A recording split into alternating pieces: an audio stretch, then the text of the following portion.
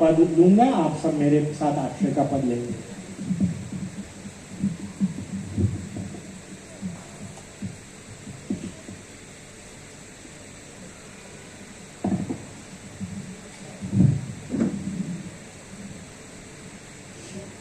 कृपा दृष्टि सदृष्टि सत्ता भगवंती सुखिनस्तम शुभाम स्फुरदमलकिरीटं किंकणिकल्पनार्हं चलकलकुटोलं कुण्डलं श्रीमुखाक्षं तुरीनगिरिमनोगृहं नीलमेघाम्बराभं भानुमुखं विशालं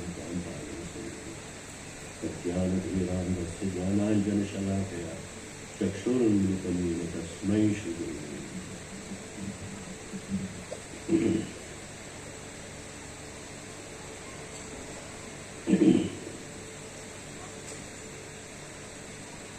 चिरंजीव मनमथ राय जी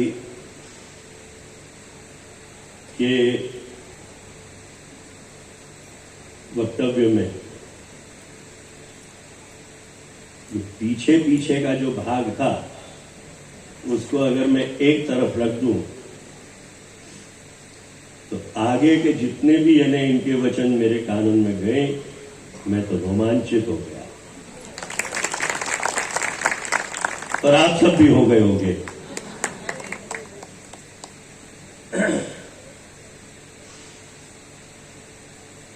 इस वर्ष मतलब 2023 का और 24 का मार्च महीना तक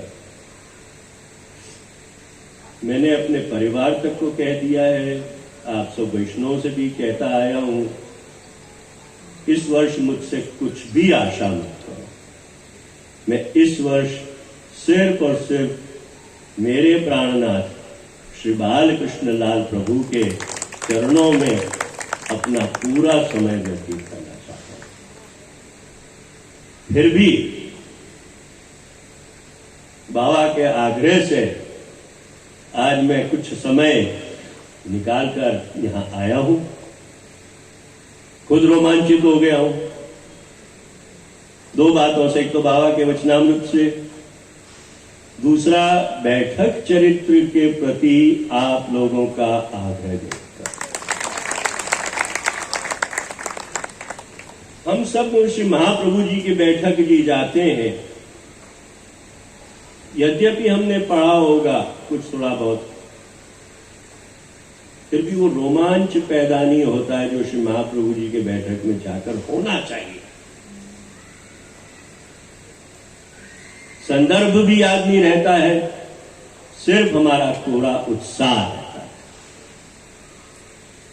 इस बैठक चरित्र पर न्याय करते हुए हमारे बालक स्वरूप शास्त्री जी ने न्याय भी किया।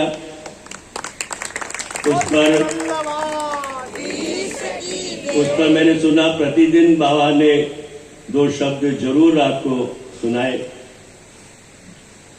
मगर यहां पर दो तीन चीजों का मुझे खुलासा करना है। बहुत जल्दी जल्दी करूंगा, मुझे भी बहुत समय नहीं है मेरे पास में, और आपको भी यानी विलंब हो रहा है, शिक्षायन के दर्शन की भी तैयारी है। देखो, सबसे पहले तो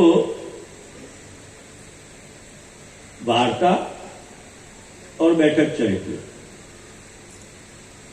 इसको समझकर जब तक हम अपने आचरण में वार्ता के संदर्भ में कह रहा हूं,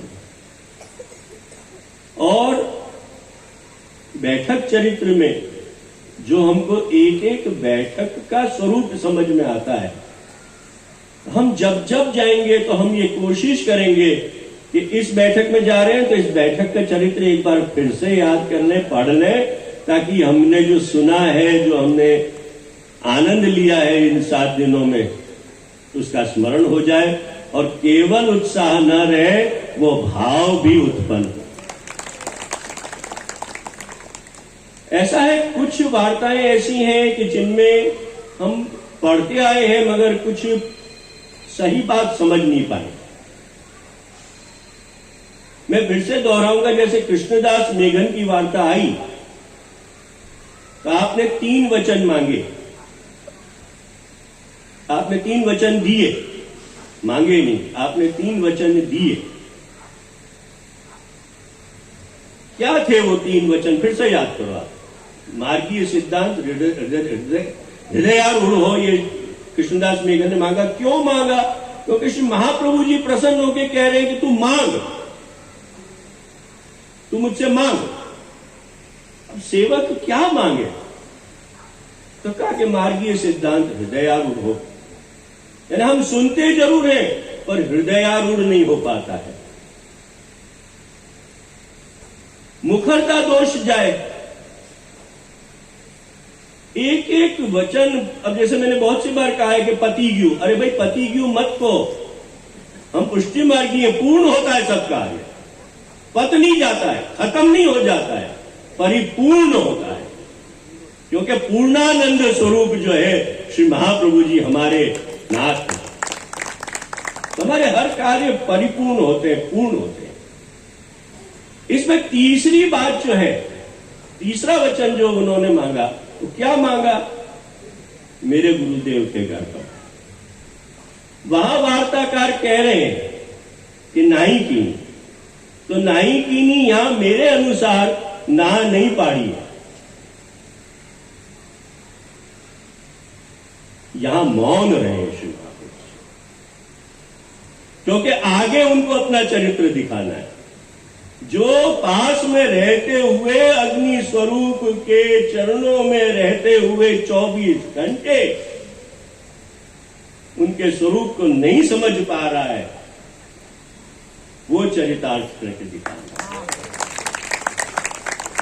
इसलिए आपने कुछ नहीं कहा, नहीं की, कुछ बोले ही नहीं। जब कृष्णदास मेघन जाके वहां पर कहता है कि आपके द्वारा, आप ऐसे समर्थ गुरु हो मेरे कि आपके द्वारा मुझे परमेश्वर प्राप्त हुआ, तब उस लौकिक गुरु को आक्रोश आया। उन्होंने कहा कि साबित करके वो जो है परमेश्वर। और उस समय क्षण लगाए बिना जलती अंगीठी के कोलसा में हाथ डाल के कृष्णदास मेघन ने कहा कि लो, तुमको यही देखना था ना। कि उन्होंने कहा कि ले कोलसा हाथ में, अगर तेरे हाथ जले तो परमेश्वर नहीं, तो नहीं जले तो परमेश्वर मान लेने पड़ेंगे। वहां भूल क्या करी कृष्णदास मेघन ने? उसके संतोष के लिए श्री महाप्रभु जी को परीक्षा पे उतार दिया। सेवक का धर्म ये नहीं है। फिर भी उसकी इच्छा के अनुसार कोलसा में हाथ डाल दिए, जलते कोलसा में हाथ तो नहीं जलने वाले थे, तो शीतल बर्फ की तरह लग रहे। तब वार्ताकार ये स्पष्ट करते हैं, तो उन्होंने कहा कि धिक्कार है तेरे जैसे गुरु को, जिसने मुझे महाप्रभु जी की परीक्षा करवा दी। भाव प्रकाश में इस बात का खुलासा श्री हरिराय महाप्रभु चरण करते हैं कि जब तक गुरु बुद्धि और ईश्वर बुद्धि कृष्णदास मेघन की श्री महाप्रभु जी में स्थापित नहीं हुई, तब तक मार्गीय सिद्धांत भी हृदयारूढ़ नहीं हुए, मुखरता दोष भी नहीं गया। मुखरता दोष तो यही था कि इन्हें आपके स्वरूप को न समझते हुए कह रहा है कि मेरे गुरु के घर पर था। ये मुखरता दोष है। जीव के अपने कक्षा के अनुसार ही बोलना चाहिए, कक्षा के अनुसार ही मांगना चाहिए। ऐसी कई बातें हैं जिनका स्पष्टीकरण किसी दिन वार्ता साहित्य को लेकर अपन चलेंगे, तब और खुलासा करते चले जाएंगे। वार्ता से हमको मात्र सिद्धांत का ज्ञान होता है ऐसा नहीं है, परंतु हमारे आचरण सुधारने का भी हमको जो है अवसर मिलता। इन वार्ताओं को वार्ता के ढंग से मत समझो, परंतु जिस परिस्थिति में, जैसी संयोग में जो उस भक्त ने किया है मार्गीय सिद्धांत के अनुसार, उसको हमारे सिद्धांतों को, उस तत्व को हमारे हृदय में स्थापित करो। वार्ता पढ़ो तो ध्यान से पढ़ो, और जब ध्यान से पढ़ो फिर भी समझ में ना आए तो आओ हमारे पास, हम समझाएं।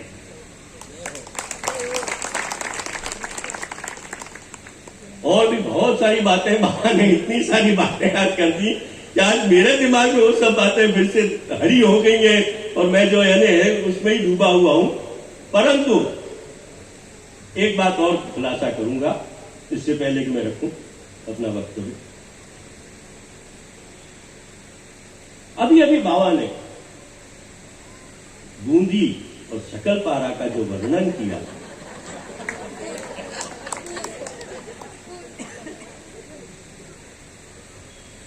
इसी एक बालक ने अभी अभी एक बहुत विचित्र बात अपने YouTube के द्वारा अपने वक्तव्य को प्रसारित किया है, जिसमें वो ये कह रहा है कि भाई ये तो ईरानी मिठाइयां हैं न, ये तो ये मुगलाई मिठाइयां हैं और ये सब ये मिठाइयां हैं। अरे है तो है, परंतु ये तो तुमको स्थूल भाव ही अभी तक नजर आया है, क्योंकि तुम श्री महाप्रभु जी के सिद्धांतों को नहीं समझ पाए। सूक्ष्म भाव तो बाद में प्रकट किया है, ये चीज समझो। ये जो परिधान हमने जो पहन रखा है बंडी, ये हकीकत में तो मुगल परिधान है। श्री गोसाई जी ने इसकी कस यहां से यहां कर दी। मुगल परिवेश में देखोगे तो ये वाला छेड़ा यहां छेले आता है, गोसाई जी ने इस तरफ कर दिया। यहां पर ग्रंथि है, ये हृदय का स्थान है, ये हृदय का स्थान है। यहां ग्रंथि रखी कि मेरे हृदय में ग्रंथि बंद है, तो मेरे ठाकुर जी के, मेरे महाप्रभु जी के, मेरे तमाम ठाकुर जी के परिकर की। और हकीकत में तो जो हमको स्त्री गुण भाव से ही सेवा करने का जो हमारे को आज्ञा हुई है, तो ये हमारी जो है ना साड़ी, चोली, ओढ़नी, ये बात समझ में आई। किसी भी चीज का स्थूल भाव और सूक्ष्म भाव दोनों पर जब तक विचार नहीं करोगे, ऊपर से ही सारी बातें चली जाएंगी। इस बैठक चरित्र को सुनकर आप सब जो वैष्णव लाभान्वित और आनंदित हुए हो, तो उसके लिए पुनश्च बधाई। और मैं बाबा को एक बार पुनश्च खूब आशीर्वाद देते हुए कि आपका पोषण बहुत सही ढंग से कर रहा है। यद्यपि मैं मानता हूं कि आज भी आप में से कई ऐसे परिपक्व पुष्टि मार्गीय नहीं होंगे